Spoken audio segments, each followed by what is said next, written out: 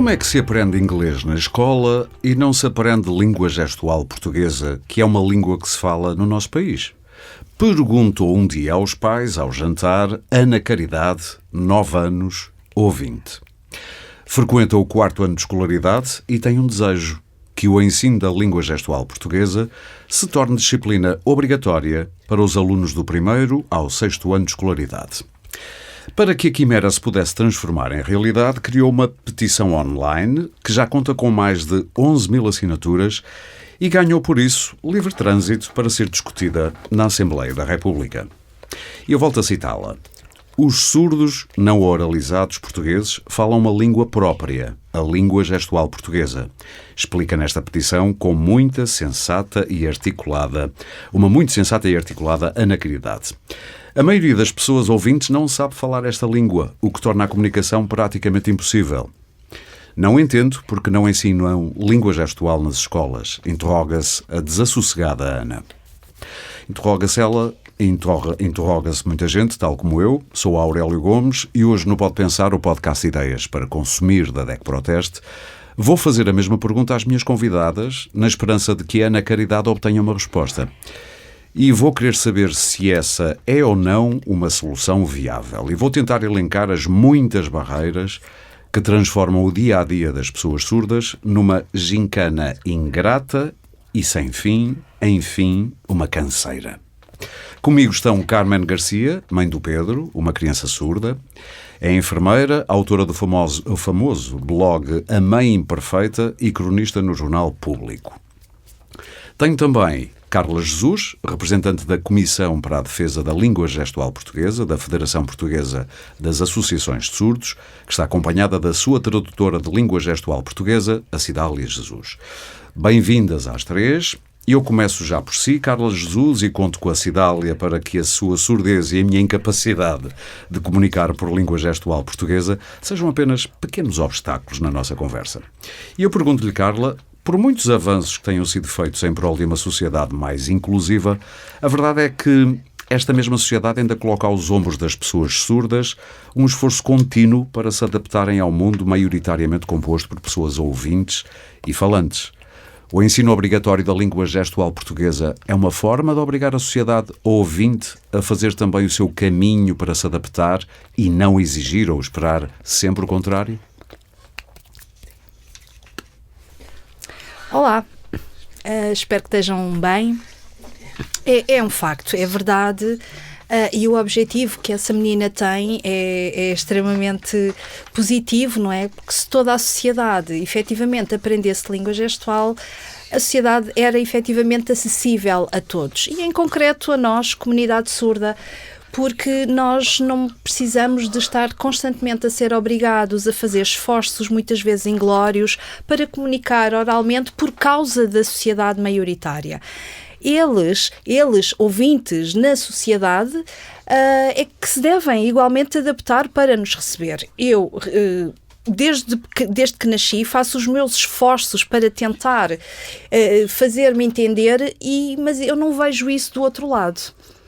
E é por isso que percebo que, de facto, a língua gestual portuguesa é uma língua reconhecida no nosso país, mas, ao nível prático, a língua gestual nas escolas, enquanto disciplina opcional ou como uma oferta complementar, não existe a nível nacional. E eu acho que isso é fundamental. Era um dos primeiros passos. Claro que, iniciando nas escolas de referência, começando pelas escolas de referência e então aí difundir às outras escolas. E porque pode ser uma opção para um futuro profissional destes jovens, para algum familiar, para algum surdo que se vão cruzar na sua vida. E se fizerem essa aprendizagem desde crianças, é muito mais natural. Se aprender a língua gestual já de forma tardia ou já em adulto, vão ter mais dificuldades em se adaptar, a se enquadrar. Ou seja, quanto mais cedo se puder adquirir várias línguas, vão fazer a sua construção de forma natural, seja na sua vivência em sociedade, na família, nos empregos, em todas as áreas. Vão permitir, de certeza absoluta, uma evolução fantástica. E já agora gostava de saber se concorda com o título que escolhemos para este podcast, que é uma adaptação roubada a Fernando Pessoa. A minha pátria é a língua gestual portuguesa. Acha que escolhemos bem o título deste podcast? Pode ser um statement, uma tomada de posição, sei lá, um clamor de reconhecimento de uma identidade e uma pertença? É sim. Não, eu acho que não traz qualquer tipo de dúvida este título, porque viver sem língua é impossível. É impossível. Eu preciso de uma língua, eu preciso da língua gestual para comunicar, para me expressar, para compreender. Sim, eu também consigo fazer alguma comunicação oral, consigo fazer esses ganhos, mas a língua gestual é tão rica, transmite a minha identidade enquanto membro cultural, o viver num aparente silêncio. Portanto, isto é isto que permite a construção da minha identidade, que me dá força, que me dá poder. Disse aí uma coisa curiosa, este aparente silêncio. Quer explicar isto a um ouvinte? Bom, se eu tirar o aparelho, sim, vivo num silêncio fantástico, maravilhoso. Porque se eu estiver num ambiente muito ruidoso, eu desligo o meu aparelho e fico no meu mundo e vejo todos a conversar, todos com muitas expressões. Posso tentar compreender o que é que se passa, mas de forma muito descontraída. Não preciso de ouvir discussões que não sejam comigo, portanto desligo o aparelho. Se eu quiser ouvir, então, e quiser entender, ligo o aparelho. Ou desligo. Se não quiser, desligo. Portanto, é uma opção minha. Muito bem. Do lado menos positivo, há surdos que ainda se sentem estrangeiros no seu país? Sim, infelizmente, sim. Muitas vezes nós assistimos a isso. Sei lá, se eu vou a uma loja de roupa, por exemplo, estou a ver as coisas, as pessoas vêm ter comigo, eu digo, não percebi, e começam a falar inglês comigo, e eu digo que não. Falam francês, e eu digo, não. E eu digo, sou surda, eu sou portuguesa, falo devagar, eu consigo olhar para si, se eu não conseguir perceber, eu peço para escrever. E as pessoas bloqueiam, ficam estáticas. Quer dizer, se eu fosse estrangeira, iam falar comigo em inglês, comigo. Então, eu estou a dizer que sou surda e não falam comigo. Isto é estranho. Como é que se ultrapassa isto? É fácil. Apontar para as coisas, escrever alguma coisa. Depois eu tento quebrar esse gelo para que a pessoa fique mais aliviada. Mas isto é só um pequeno exemplo. E, portanto, se eu vou a qualquer sítio e automaticamente assumem que eu sou estrangeira e começam a falar inglês. Eu sou portuguesa. Sim. E é automático. Sim, eu diria que muitos de nós ouvintes entram imediatamente em stress quando um surdo diz que é surdo. E ficam com mais problemas do que o próprio surdo. Sim, é verdade. Muitas vezes isso acontece, sim. Eu própria, não é? Enquanto pessoa surda, eu estou nervosa com a situação, porque já estou a pensar logo de antemão, será que a pessoa me vai entender? Será que a pessoa tem uma boa oralidade? Será que fala com a boca muito cerrada? Ai, meu Deus do céu! E se for alguém com um grande bigode farfalhudo? Ai, então aí estou tramada, não vou conseguir perceber nada. Vai ser dificílimo. Portanto, já vou sempre em ânsias antes de chegar. Quando vejo alguém que tem assim uma expressão mais que a comunicar é mais expressiva, é com aquela pessoa que eu tento ir ao encontro e digo, olha, eu não ouço, e a pessoa bloqueia. A expressão muda logo. E eu aflita, pronto, eu tento transmitir calma, tento explicar, já mostro as coisas, tento olhar para a pessoa para tentar perceber se a pessoa entendeu. Eu até ajudo a pessoa a respirar para se acalmar, digo que os surdos não mordem, que tenham calma, e a pessoa diz que sim, mas com ar muito aflito. Depois eu tento lá me fazer entender ou seja, é muito diferente, não é? Mas também é verdade e importa referir que os surdos não são todos iguais. Porque há surdos que a esta dificuldade desistem, não é? Não são entendidos, não são, ou pedem, contactam um intérprete através de videochamada para que o intérprete possa fazer um contacto telefónico, ou que faça aquela tradução ali no imediato, ou às vezes recorrem a alguém da família que entenda e que comunique em língua gestual para que a pessoa explique por telefone, para que a pessoa de família então explique de forma resumida à pessoa surda. Portanto, estas coisas, há muitas barreiras que nós vivemos no nosso dia a dia. Eu nem quero imaginar o problema que foi para os surdos esta fase de pandemia com toda a gente de máscara na cara. Sim, eu tive uma fase muito mesmo, fiquei mesmo muito mal. Porque eu desde criança que estava muito habituada a lidar com as pessoas, a fazer leitura labial, e de repente com as máscaras eu achei que sim, que era ok, mas depois percebi que era impossível. Eu pedia às pessoas, então numa fase inicial, para baixarem a máscara, as pessoas recusavam logo. Eu estava com máscara, eu só pedia à pessoa para se afastar um pouquinho, baixar a máscara, e aí sim comecei a perceber, comecei a ficar aflita. Mesmo ir ao médico foi uma dificuldade. Depois, efetivamente, conseguiu-se a criação da linha de atendimento do SNS 24 em videochamada, e portanto que foi uma vantagem, se bem que o serviço na altura estava a ser muito procurado e, portanto, as pessoas, até conseguir ser atendida levava muito tempo. Alcançou-se esta comunicação com o médico através deste serviço. Mas na escola, a comunicação, eu sou professora de língua gestual, e portanto, e na escola como é que falava com os colegas? Porque há colegas na escola, professores que não sabem língua gestual, uns sabem, outros não. Uns baixavam a máscara, outros não. Num núcleo mais reduzido faziam esse esforço, compreendiam a necessidade, afastavam-se fisicamente de mim, baixavam a máscara, faziam alguma mímica. Eu mantinha-me sempre de máscara, pronto, para respeitar, não é? Também as outras pessoas, e a trabalhar com os alunos surdos. Foi muito difícil. Tentei usar viseiras em vez da máscara, mas era impossível, porque com os movimentos, e ainda por cima a usar óculos, atirava a viseira, atirava os óculos, estava sempre embaciada. Foi uma altura, foi muito difícil. E eu decidi arriscar, porque acima de tudo estava o meu trabalho com os alunos surdos, e sacrifiquei-me, e nas aulas tirava a máscara, porque os alunos precisavam de me observar, porque ter máscara não, as coisas não têm o mesmo significado, não é? Vocês conseguem entender se eu tapar a cara? Posso estar a querer transmitir uma mensagem e estarem a fazer uma leitura completamente diferente. Portanto, eu baixava a máscara, trabalhava os conteúdos com eles, voltava a pôr a máscara, e ao nível social também foi muito difícil. Foi uma altura muito difícil mesmo. De grande isolamento. Não só para mim, muitos colegas sentiram exatamente o mesmo. Muito bem. Nós temos também connosco a Carmen Garcia, que é mãe e mãe de uma criança surda, o Pedro, de 5 anos. Antes de lhe fazer uma pergunta, eu quero só situar a coisa nestes números. Em cada 1000 crianças que nascem, uma é surda. E em Portugal estima-se que esta comunidade ronde as 100.000 pessoas, provavelmente um número maior do que este.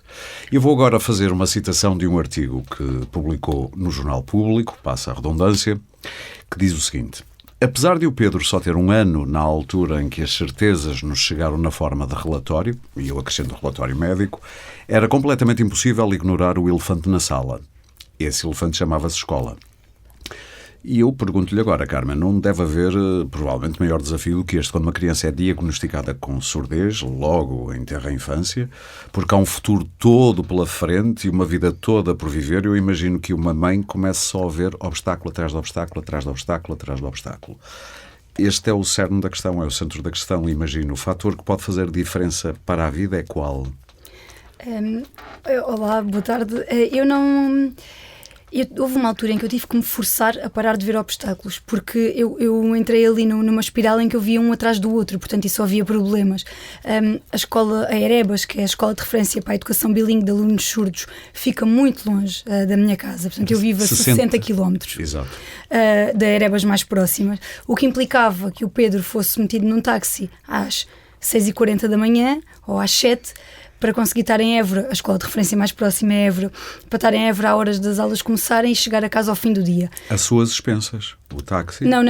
O táxi é gratuito. No entanto, ele era uma criança muito pequena, ele podia ter ido logo no início do pré-escolar. Portanto, eu com 3 anos Mas primeiro comecei a pensar, ok, aos 3 anos, mesmo que eu tenha que mudar a vida toda, eu até posso. Mas e até aos 3 anos, o que é que eu lhe faço?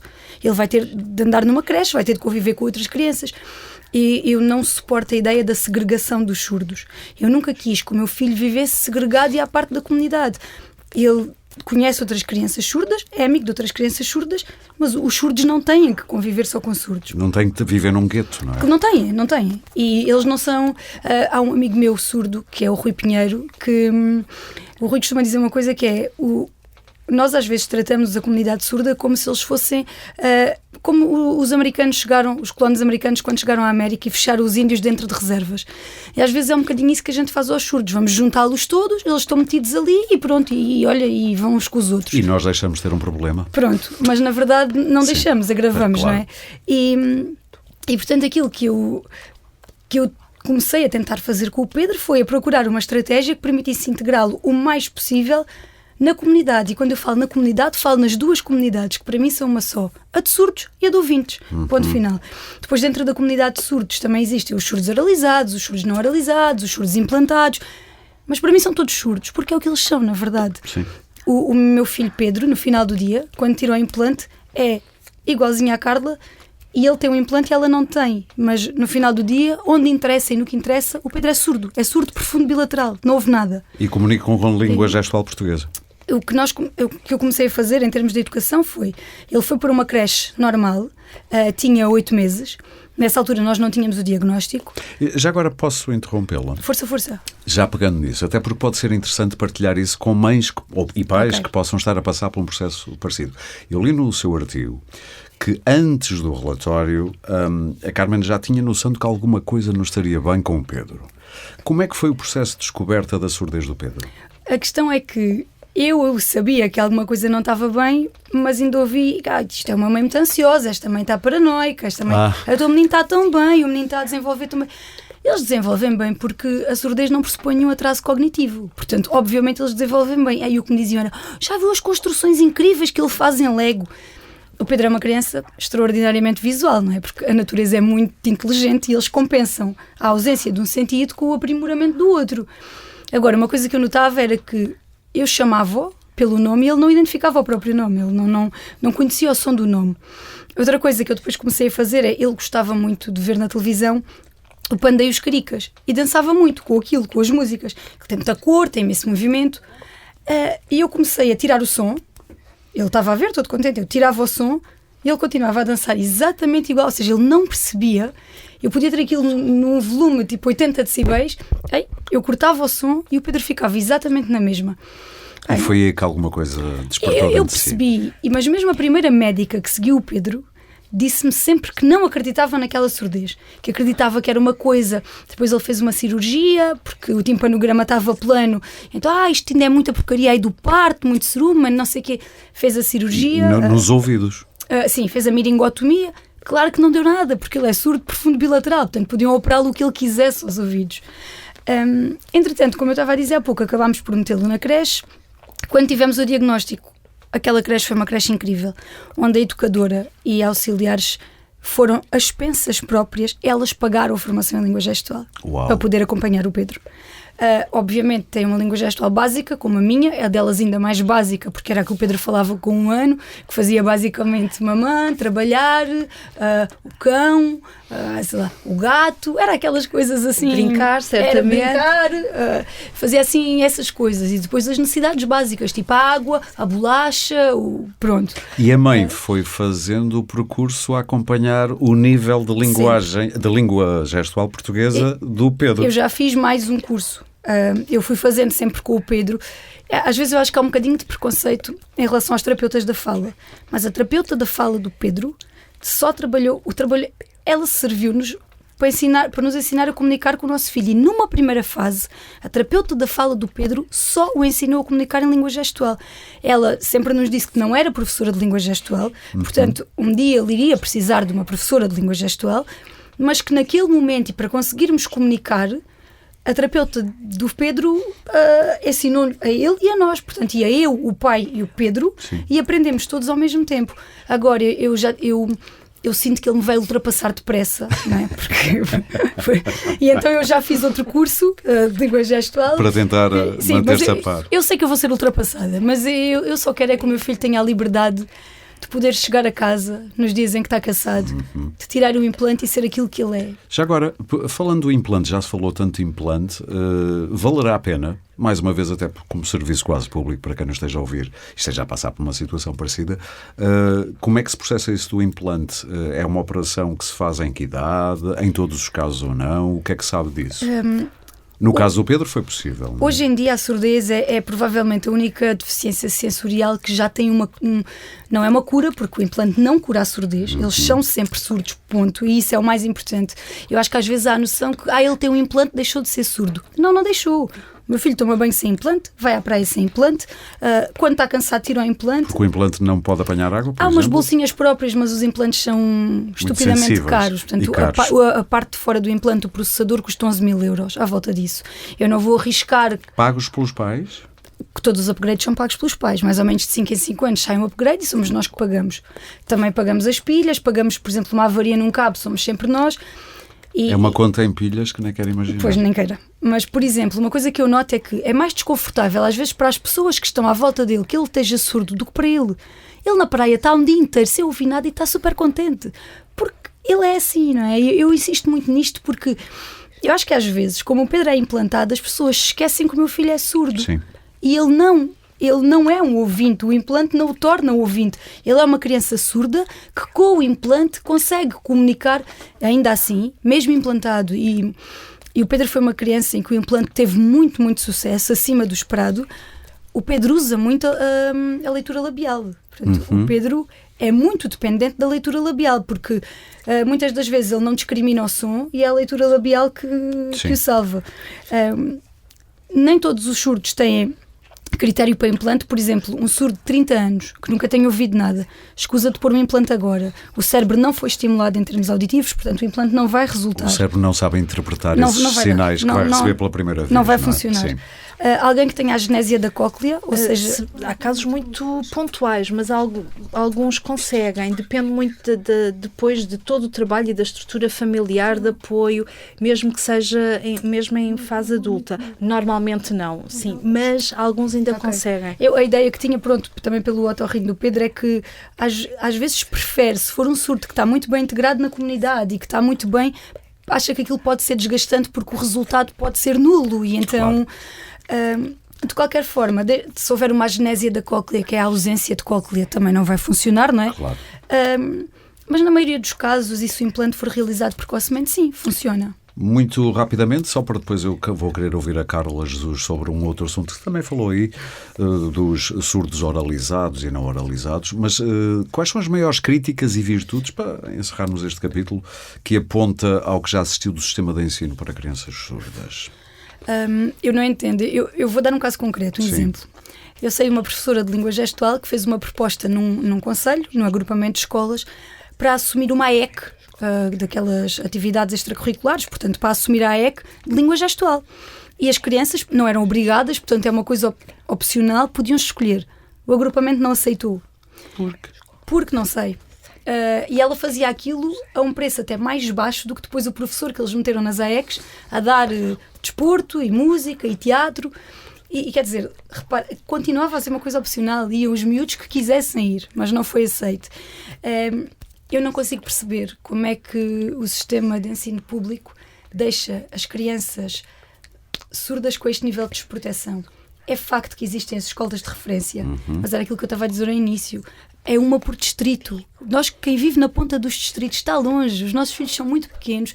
Por exemplo, a Erebas do meu filho, que é a Erebas de Évora, é uma escola muito bem conceituada. Erebas, escola de referência, só para educação lembrar. bilingue de alunos surdos. Exatamente. É uma escola que funciona muito bem. Tem uma professora coordenadora ótima, mas é longe. Eu não quero o meu filho tão longe. O meu filho é muito pequeno. Qual era a sua maior, então... Se tivesse aqui o Ministro da Tutela, o que é que lhe pediria? Aqui sentado. Sim, faz conta que está aqui connosco. Pedia para que as crianças surdas pudessem ser integradas em escolas normais, no ensino regular, com turmas normais, com o professor a terem língua gestual como disciplina, porque eles precisam de língua gestual como disciplina, mas para além da disciplina de língua gestual, terem intérprete em sala. E no mundo ideal, todos nós a termos aulas também de língua gestual portuguesa. Mas eu não percebo como é que os professores de língua gestual só servem para a comunidade surda em contexto escolar. A Carla é professora de língua gestual, só dá aulas com certeza à turma de surdos, às turmas de surdos. Não? Neste caso, não. Felizmente. Eu não.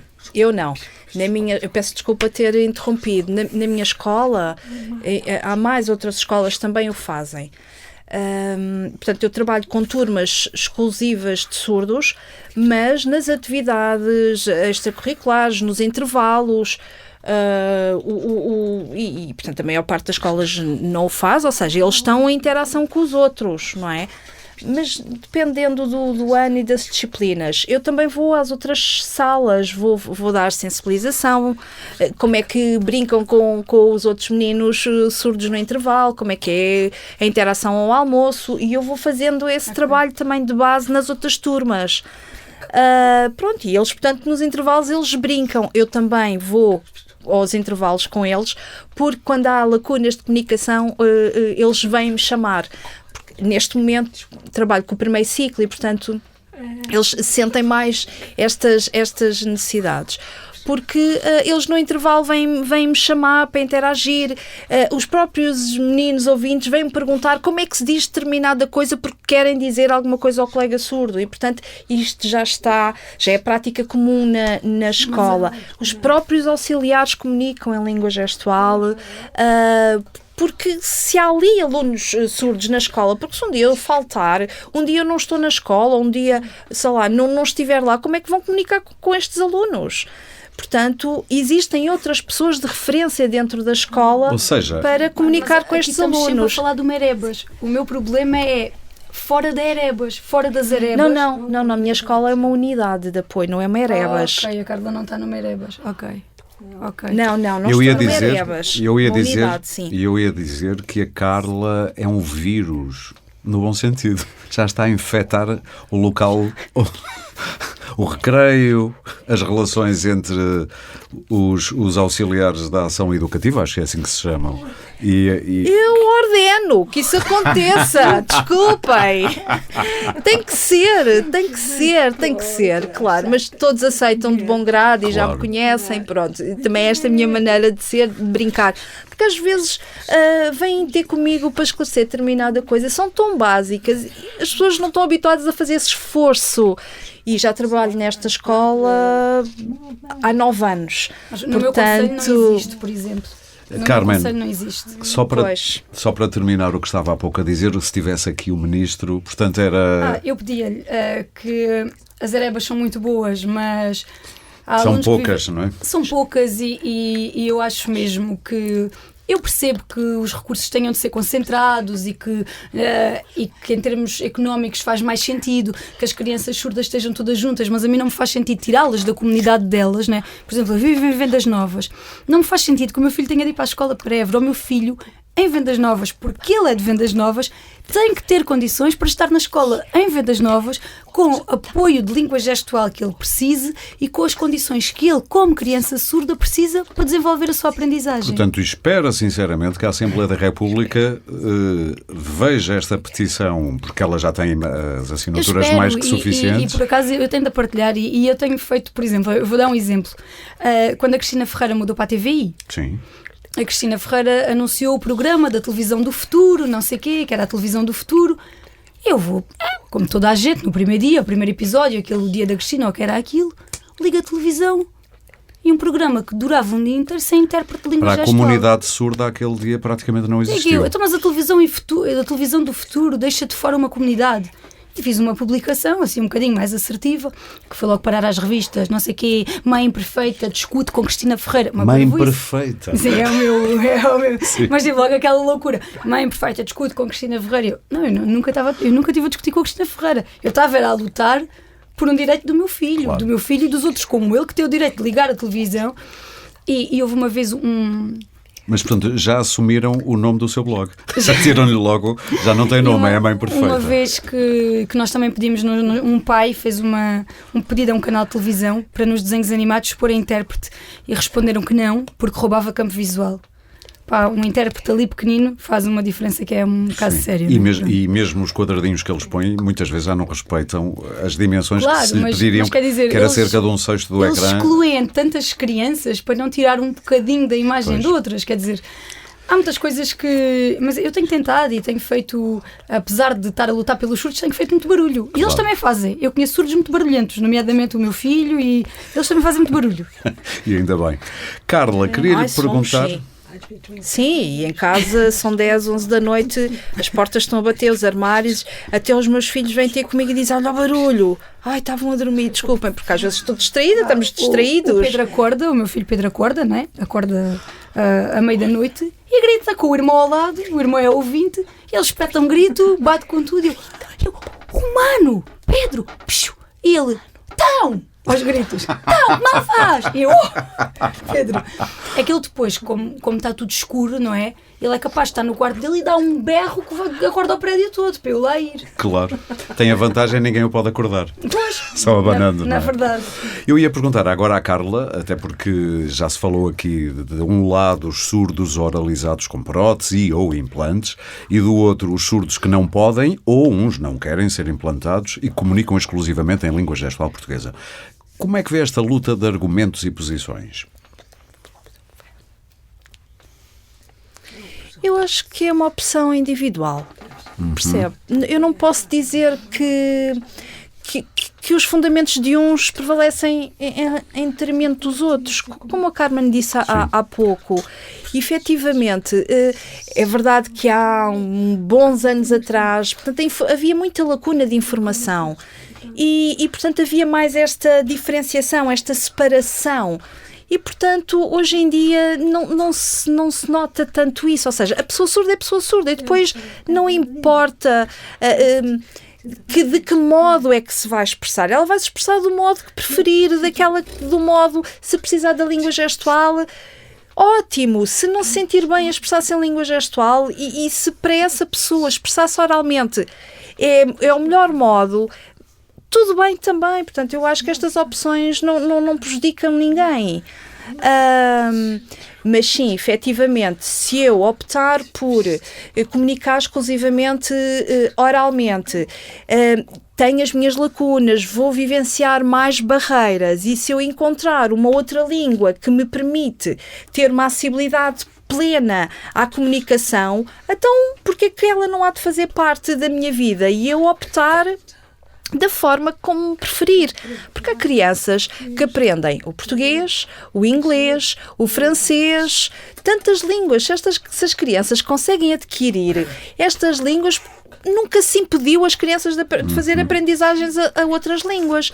Mas no caso da criança surda ou de uma criança ouvinte nas nossas escolas, aprender língua gestual, nem pensar. Portanto, há um bloqueio, não é? Como a Carmen diz, e percebe-se perfeitamente bem. Eu acho que se estivesse no lugar da Carmen, eu alguma vez ia pôr os meus filhos aos 3 anos de idade num táxi a fazer uma viagem sozinho numa hora. Nem pensar.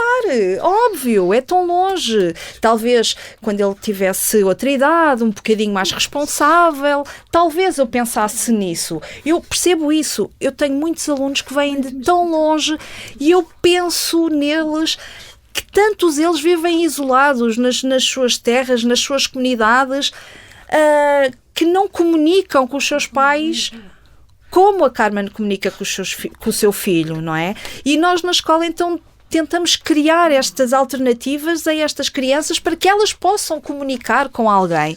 E nós preocupamos com o futuro destas crianças, porque efetivamente alguns conseguem fazer algum desenvolvimento da comunicação oral, mas há outros que não. Se não o conseguem, o que é que vai ser desta criança? O que é que vai ser do futuro deste jovem? O que é que ele vai escolher para o seu futuro? Que profissão vai ter?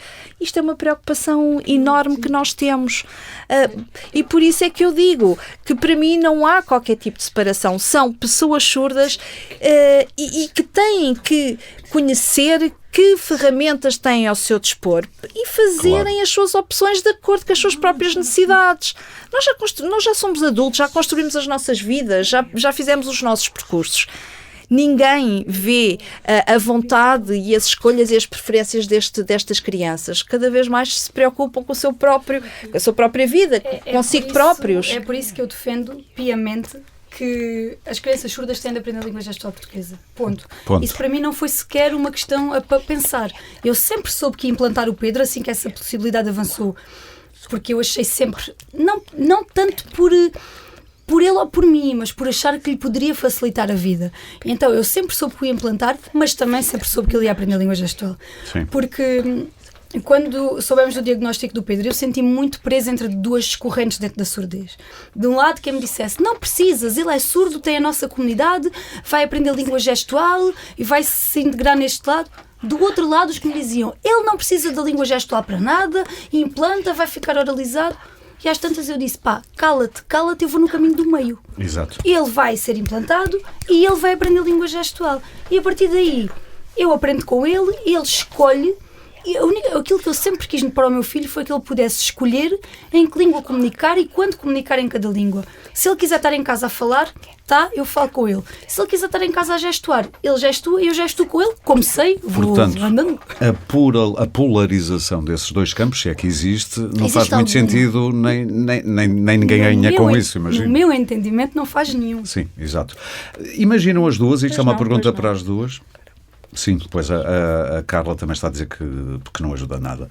E eu faço uma pergunta que é para as duas, depois já vemos quem é que responde primeiro. Imaginam muita resistência, apesar da petição para a língua gestual portuguesa fazer parte do currículo do primeiro ciclo, acho que é isso. Imaginam sim. que se isto for implementado, muita resistência da comunidade de ouvintes? Não. Eu acho que, se não conhecerem pessoas surdas, se nunca tiveram em contacto, nunca tiveram estado despertos para estas questões, se calhar não vão ter interesse. Ou esta notícia pode-lhes passar um bocadinho ao lado. Mas, claro, se havendo uma pessoa surda presente, estando em contacto, conhecendo alguém, tenho a certeza absoluta que isto vai permitir e que as pessoas se vão interessar. Porque as pessoas estão sempre interessadas, estão sempre a querer, porque acham que a língua é muito engraçada, é muito gira. Não, isto é efetivamente uma língua, isto não é só uma forma de dizer algumas coisinhas. Isto porque quando eu ensino língua gestual, muitas vezes os ouvintes dizem, ai, tão giro, tão fofinha. Eu percebo, mas isto são coisas que fazem parte da própria língua, são parâmetros da própria língua. É uma língua que nos permite brincar, mas não é algo que é inventado por mera brincadeira. Isso é uma língua, é uma forma, é uma língua que me permite comunicar, que tem conceitos associados, e isto permite às crianças surdas que estão nas escolas construir e terem autoestima e terem orgulho enquanto pessoas que são, porque conseguem comunicar com outras pessoas e poder pensar num futuro e numa vida em sociedade. Eu acredito que isto aconteça. Que eu acho que vai haver interesse e adesão. Mas devia sim começar desde a pré. Muito na bem. minha ótica, porque a pré é fundamental. Carmen. Isto devia de ser da pré ao secundário, em todo este percurso escolar. Porque se for só até ao 6º ano, e depois vão se esquecer, se não tiverem em contacto com a língua, tal como as outras línguas, se não a praticarmos, vamos esquecendo. Se houver se a língua estiver presente até o ensino secundário, ela vai estar sempre presente na vida, nesses anos todos daquelas pessoas. E, portanto, na minha ótica, devia de começar mesmo na pré. Então, Nessa altura. Carla está pronta para apresentar uma outra proposta? Uma outra petição? Vamos já fazer uma petição, vamos embora. Exatamente. Mas a petição da pré e também, para além disso, não haver só uma Erebas por distrito. Criar mais oportunidades de maior proximidade, porque há muitas aldeias do nosso país, sei lá, em Santarém, por exemplo, no distrito, não há. Não há Erebas em Santarém. Não há Erebas, há. não fazia ideia. Eu Não pensava há. que cada distrito... Fechou. Então as crianças de E depois Santarém há umas... vão para onde? para lá de O que é nenhum. que vá. acham? Ficam na escola integrados, nas escolas de referência, ali por perto da zona, com apoio especializado. Então eu queria mesmo nem acreditar, porque eu queixo-me que a Erebas para o Pedro está muito longe, mas haver um distrito inteiro às escuras então é uma coisa terrível. Claro. Eu noto pela minha página, respondendo à pergunta, eu noto pela minha página que as pessoas têm interesse em aprender a língua gestual. Há montes de gente que me diz, eu queria tanto poder falar com o Pedrinho, mas não ensino. E mesmo muitas mães dizem, mas porquê é que na escola não ensinam aos nossos filhos? Eu acho que se implementarem, mesmo que seja opcional, eu acho que vai ter imensa adesão e que não vai haver... Ou seja, não me parece que seja a comunidade educativa a boicotar. Sim. Acredito mais que o boicote seja superior, seja um boicote ministerial ou que não lhes interesse implementar. Estando implementada, eu não acredito no boicote da comunidade educativa. Muito bem, eu agora estava interessado em abordar uma outra área que tem a ver com as maiores acessibilidades. Eu estou a falar de que a integração no mercado de trabalho, o acesso à informação oficial e obrigações, por exemplo, dos canais de televisão, que nós já aqui abordámos, canais de atendimento a cidadão surdo nos serviços públicos, que é uma dor de cabeça, imagino, canais de atendimento a cidadãos surdos nos serviços em geral, telecomunicações, CTT, bancos, etc. Eu lembro que a DEC Proteste já tem um canal de atendimento a consumidores surdos, com recurso à videochamada, o grande aliado deste tipo de comunicação. Carla, isto é uma questão de lei, de dinheiro, sensibilidade, isto tudo misturado ou nada disto? Bom, é um bocadinho de cada. É um bocadinho de cada. Pronto, em primeiro lugar, sim, fator financeiro, porque é preciso contratar pessoas. É preciso, eu, por exemplo, se quiser recorrer a um intérprete, eu tenho que pagar do meu bolso, não é? Se eu estiver a trabalhar numa empresa, e isto acontece a muitas pessoas surdas, estão no mundo de trabalho, não é? Há uma reunião, há alguma coisa que precisam, a entidade patronal não contrata o intérprete, é o próprio empregado que contrata um intérprete para estar presente numa reunião, por exemplo. E, quanto portanto, é? a questão financeira... Depende muito. Depende das pessoas, depende dos intérpretes, depende da hora, depende da duração. Vamos imaginar, 20 euros hora, por exemplo. Há quem faça a 15 euros, há uns que fazem a 25. Portanto, depende da pessoa, depende se a pessoa... Sei lá, se o intérprete vive muito longe daquela localidade que lhe estão a pedir a presença, pronto, é o seu direito, é o profissional que tem que se deslocar, pronto, há aqui uma série de fatores associados, não é? Depende muito. E isso é uma grande dificuldade, claro. E, claro, a própria barreira da comunicação e da língua, não é? As pessoas não dominarem a mesma língua que traz essas dificuldades acrescidas. Se vamos, por exemplo, a um médico, há sempre uma barreira. Eu já aí vou. Há sempre uma barreira e, portanto, eu tenho que ligar, como se falou há pouco, a linha de atendimento em videochamada do SNS 24, mas quem é que paga a internet? Eu tenho que abrir, tenho que utilizar os dados do meu telemóvel. Sou eu que tenho que fazer essa ligação. Porque se o hospital me permitir aceder ao Wi-Fi, porque nunca permitem, nunca tem esse serviço disponível, mas se eu ficar sem bateria no telemóvel, como é que eu faço esse contacto? Vou voltar para casa com dores para carregar o telemóvel, para poder estabelecer esta comunicação. O próprio hospital é que devia de garantir este acesso também. Como há tantas entidades a prestar este tipo de serviço de videoatendimento, serviço de interpretação em língua gestual, existem alternativas. E o problema é sempre o investimento, é sempre o dinheiro. A resposta é sempre essa. É o dinheiro. Onde é que vamos buscar o dinheiro? Porque podia acontecer, não é? Investirem num equipamento específico e não terem pessoas surdas e não dão utilidade. Eu percebo isso, mas como é que vamos resolver o meu problema e como é que nós vamos resolver o problema dos outros, não é? É preciso pensar isto, é preciso pensar bem, porque isto das acessibilidades há muita coisa a ser discutida, muita coisa para ser resolvida. Por exemplo, ao nível da empregabilidade, qual é a possibilidade de um surdo ter sucesso no mercado de trabalho? Bom, sucesso pode alcançar se a entidade empregadora for de mente aberta, É possível as pessoas terem sucesso. O problema é que, a surda vai lá e depois a resposta é sempre nós depois telefonamos. A questão que muitas vezes limitam é a pessoa surda não vai atender o telefone. Porque é preciso um intérprete? Ou é preciso uma outra forma de comunicar internamente, por exemplo, por escrito? Pode ser por e-mail, pode ser por outros formatos digitais, mas as entidades, as empresas dão muita importância a este fator de atender, a possibilidade de atender o telefone. E nós surdos não podemos também escolher profissões de forma livre, de acordo com os nossos gostos. Temos opções limitadas. Bom, em Portugal há alguns surdos de sucesso. Nós temos uma surda que terminou a sua formação em medicina. Peço desculpa, mais do que uma. Nós temos o André tem Vasconcelos, mais. que também é um médico surdo, um médico de medicina geral e familiar surdo.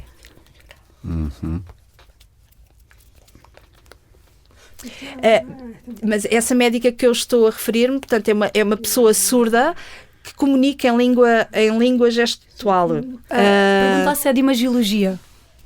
O meu hospital tinha uma médica surda que só comunicava em língua gestual, de imagiologia. Nós tínhamos uma...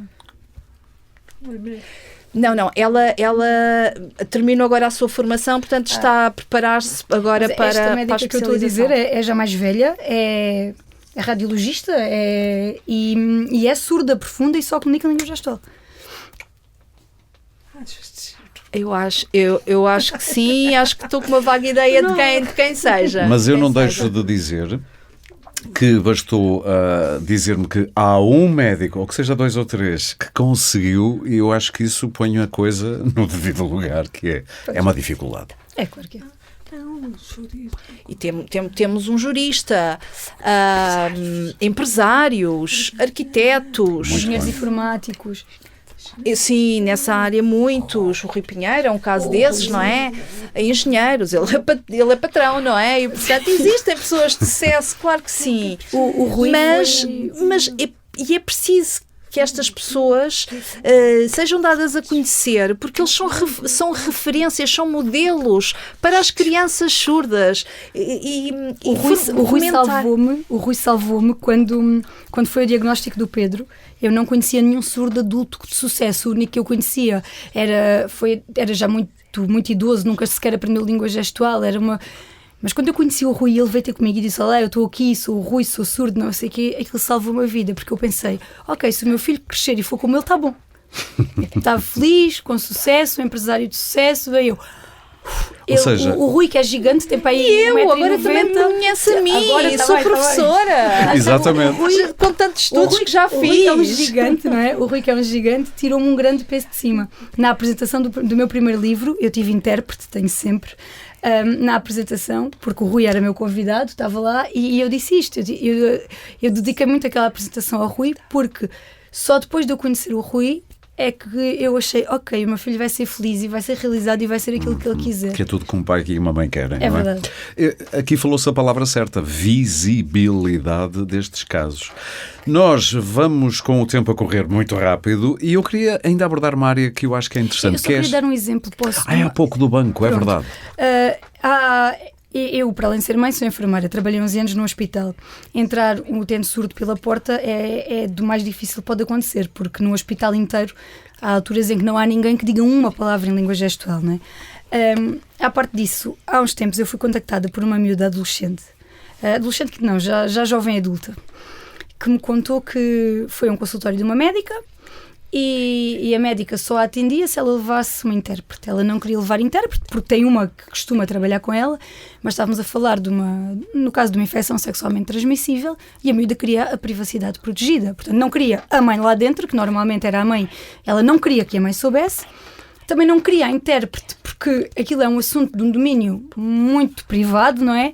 E a médica recusou-se a escrever, porque ia perder muito tempo e a consulta ia demorar imenso. E a miúda contou-me, relatou-me isso em desespero, a dizer: mas como é que um surdo consegue salvaguardar a sua privacidade quando o próprio médico não permite que isso aconteça, não é? Quando não nos permite escrever. E há muitas coisas assim que acontecem. E é preciso que um surdo saiba escrever língua portuguesa, porque pode não saber, certo, não é? Há muita dificuldade às vezes nessa compreensão, mas, por exemplo, outro surdo que eu conheço, mais velho, que ficou, a universidade impossibilitou de levar uma intérprete paga por ele próprio para o mestrado. Ele já tem um mestrado, inscreveu-se para outro e a universidade não permitiu, porque é uma pessoa externa. Então, mas como é que um surdo faz um mestrado se não pode ter lá a intérprete que ele próprio está a pagar? Sim. É externa, então, mas como é que ele fazia? Sei, há pequenas burocracias e pequenas coisas que atrapalham sobremaneira a vida dos surdos. Exatamente. Vamos falar agora de aprender a língua gestual portuguesa. É fácil, eu pergunto já à Carmen, porque está no processo. É um work in progress, digamos assim. Então, no eterno processo, sim. Vai ser o processo de uma vida, sim. É fácil aprender? É preciso alguma destreza manual? Há bocadinho ali fora, quando a Carla fez o nome, quando ela gestuou o apelido, eu ia morrendo, porque se eu fizer o meu... Diz-se gestuar e não gestualizar, é isso? Eu costumo dizer gestuar, não sei se está certo, se está errado. Ou é só para aprender o lingo específico? Mas pronto, eu para fazer o meu, eu faço, mas tenho que estar aqui sempre a pensar, ora... Sim, assado. Pois. Ela faz tudo tão rápido. Esqueceu-se do é. Não fiz. Não é assim, então é como? Ai, pois é assim. Estou a assistir a uma aula em direto de como dizer Carmen em língua gestual portuguesa. Mas pronto, eu tenho que estar a pensar em tudo e tenho imensa dificuldade e depois às vezes tenho que ajudar com a outra mão a fazer. Não é muito fácil. Se eu noto que para o meu filho João, que é ouvinte, que é o meu filho mais pequeno, quando ele nasceu, o irmão tinha 1 ano, e ele foi aprendendo atrás, ele faz tudo muito melhor do que eu. Porque ele aprendeu aquilo desde sempre, não é? Ele vê língua gestual em casa. Está na idade muito em que é uma mais esponja. rápido, claro. Desde sempre. Agora, Ai, sim, os irmãos. eu pareço uma parvinha. E agora, quando fui ao curso, a minha irmã foi comigo, porque é tia do Pedro e porque também quer que o Pedro seja livre de comunicar com ela quando quiser. E a minha mãe também há de ir e havemos de ir todos. Em fases, porque alguém tem de ficar com os miúdos, mas nós havemos de ir todos.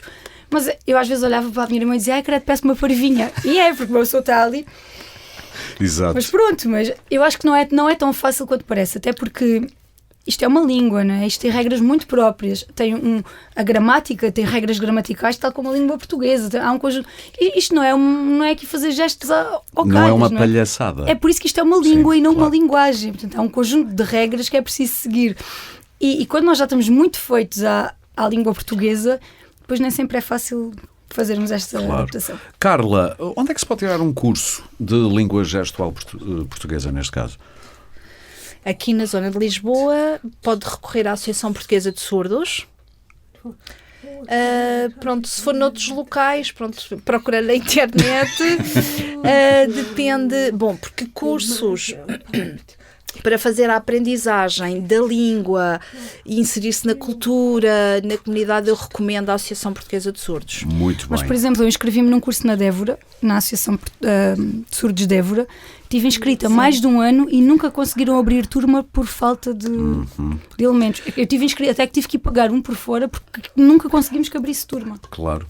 Eu gostava também de perguntar à Carla uma curiosidade que tenho.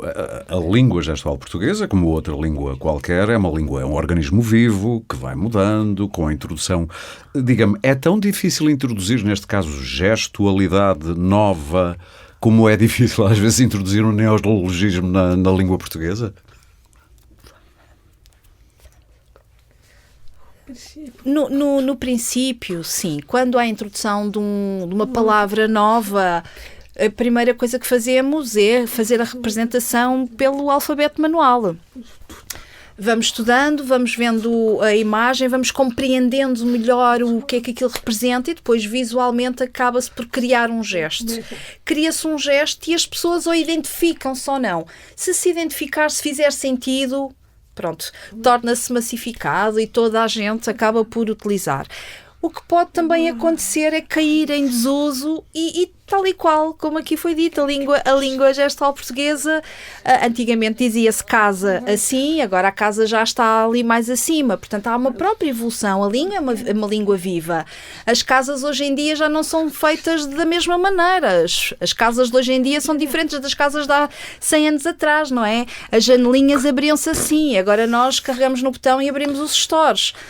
Portanto, os gestos da língua gestual também vão acompanhando essa evolução. Eu na altura andava sempre a ver visual. O coronavírus. Como é que se dizia o coronavírus? Deixa lá ver se eu descubro aqui a olhar para o intérprete como é que eles vão dizer coronavírus. E lá fora nós estávamos a falar uma conversa muito divertida sobre como é que se diz hashtag ou se faz o gesto, e na realidade não é hashtag, é 2 dedos sobre 2 dedos, que é o cardinal, basicamente. Nós temos de terminar, isto é uma chatice que o tempo voa muito rapidamente, mas comecei com a Carla, acabava com a Carmen e com o Pedro. Quais têm sido os maiores obstáculos e qual a maior esperança?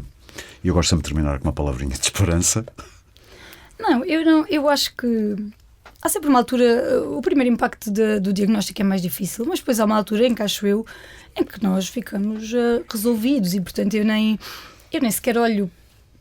O Pedro é uma criança surda, mas a surdez não define o Pedro. O Pedro é uma criança igual às outras, brinca, canta, ri, salta, está na vida dele, quer dizer, ele é surdo como é moreno, é outra característica dele. Eu nunca olho e não deixo nunca. Para já, eu fiz sempre questão de não esconder a surdez do Pedro. A surdez do Pedro é uma coisa sabida por toda a gente e muito falada desde sempre. E eu nunca olho para o Pedro, nem permito que olhem como um coitadinho, porque o meu filho ele cognitivamente é uma criança perfeitamente normal e, portanto, eu nem acho que... Eu não preciso de sentir que haja alguma esperança. A minha esperança é ele. Ele é a minha esperança. Eu olho para ele e eu sei que ele vai lá, eu sei que ele vai fazer e que ele vai conseguir. Eu não tenho nenhuma dúvida. Eu nunca senti isso. As dificuldades, eu não posso dizer que... Eu tenho, por exemplo, um medo que eu sempre tive foi o medo do bullying, que até agora não se verificou, nunca. Okay. Por causa do implante, tive sempre medo. Até agora, felizmente, ele é uma criança perfeitamente integrada, mas isso eu estou sempre atenta e estou sempre de olho e farei o que estiver ao meu alcance, sendo que eu acho que, estando ele bem resolvido com a própria surdez, não é uma vítima fácil de bullying. Portanto, ele não é uma criança sequer introvertida, ele mete-se com toda a gente, ele diz montes de vezes, tens de repetir que eu não percebi. E às vezes ele pedia mesmo para tirarem a máscara, como a Carla já disse. E depois, agora é a entrada no primeiro ciclo, não é? Ele ainda não vai este ano, e é uma criança condicional, é do final de novembro. Para o ano, eu não posso dizer que eu olho para a entrada no primeiro ciclo com uma grande descontração. Não olho. É uma apreensão. Se uma mãe com uma criança que não tem nenhuma especificidade já fica, é o primeiro ciclo, imagino eu, não é? Assim, tem aquele frenesim. Agora, outras vezes eu olho para ele, eu estou a vê-lo tipo, a jogar à bola, a brincar com os amigos e não sei o quê. E eu nem me consigo preocupar, porque ele é tanto, o Pedro é tanto, ele é tanta coisa, que a surdez é o mais pequenino de tudo que lá está. E é assim que tem de ser. Eu queria agradecer às três, à Carmen, à Carla e à Cidália, a intérprete, tem estado aqui a suar as estupinhas, porque é a única que ainda não se calou, porque ela traduz-me a mim, traduz a Carmen, traduz a Carla. Muito obrigado, Cidália. A seguir tem uma garrafinha de água para ela. Muito obrigado às três e obrigado também a quem nos acompanhou, obrigada. Não só através da escuta nas principais plataformas de podcasts, sem uma portuguesa, de podcasts, ou em dec.proteste.pt, mas também através do YouTube, onde este episódio do Pode Pensar está disponível com tradução para a língua gestual portuguesa. É só procurar pelo canal da DEC Proteste ou então pesquisar por Pode Pensar DEC Proteste. Já aqui o mencionamos, mas deixamos o lembrete, a DEC Proteste tem um canal de atendimento a consumidores surdos. Trata-se de um serviço prestado por intérpretes especializados em língua gestual portuguesa, isto em parceria com o serviço Servin, através do Skype. É apenas necessário um computador com câmara ou então um smartphone com Skype instalado para contactar a Servin. Depois de contactado pelo consumidor, o intérprete de língua gestual portuguesa liga para a DEC Proteste, que responderá às questões em tempo real com a intermediação do intérprete. O consumidor deverá aceder ao Skype e procurar na lista de contactos o utilizador Servin Intérprete LGP à distância. Este episódio teve coordenação editorial de Maria João Amorim, como sempre, produção de Sandra Borges, também como sempre, e foi gravado também como sempre e produzido nos estúdios da Índigo. Um agradecimento especial ao Servin, que assegurou a tradução para a língua gestual portuguesa no YouTube. O Pode Pensar da DEC Proteste regressa em breve com mais ideias para consumir.